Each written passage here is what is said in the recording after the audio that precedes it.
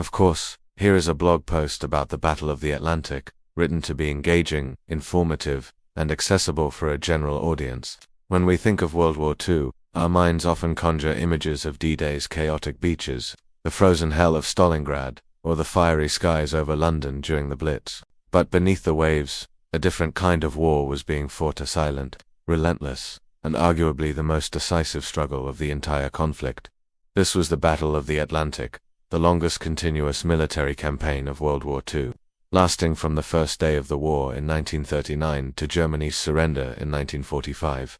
Winston Churchill, a man who understood its importance better than anyone, put it bluntly, the only thing that ever really frightened me during the war was the U-boat peril. Why was a battle fought by sailors on lonely stretches of oceans so terrifying? Because everything depended on it.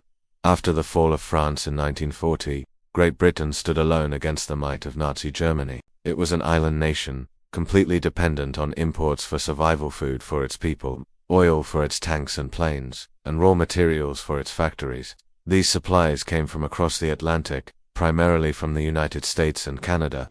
Germany's high command knew this. If they could sever this Atlantic lifeline, Britain would be starved into submission without a single German soldier having to cross the English Channel. The Allied war effort in Europe would collapse before it could even begin.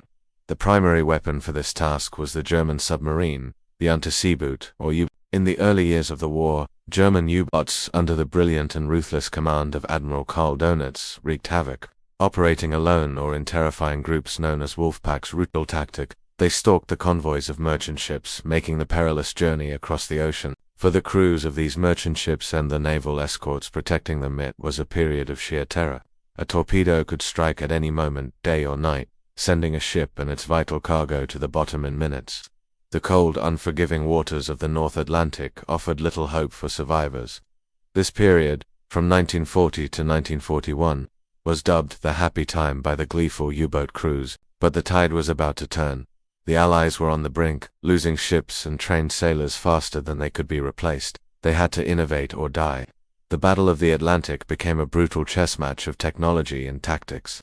Convoys, improved radar, long-range aircraft, and breaking of Germany's Enigma code gave the Allies the edge they needed. By May 1943, the tables were turned. In what became known to the Germans as Black May, the Allies inflicted devastating losses on the U-boat fleet, and Admiral Donitz was forced to withdraw most of his forces from the North Atlantic.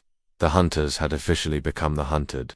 While the U-boat threat never entirely vanished, it was contained. Victory in the Battle of the Atlantic was a stepping stone to the final Allied victory in Europe, but the cost of that victory was staggering. Over 3,500 Allied merchant ships and 175 warships were sunk. More than 72,000 Allied naval and merchant sailors lost their lives. The German Kriegsmarine lost 783 U-boats and around 30,000 sailors, a casualty rate of 75%, the highest of any branch of service in any country in World War II. But the price of failure would have been infinitely higher. Without victory in the Battle of the Atlantic, there would have been no D-Day. The American and Canadian armies, along with their immense arsenal of equipment, could never have reached Britain.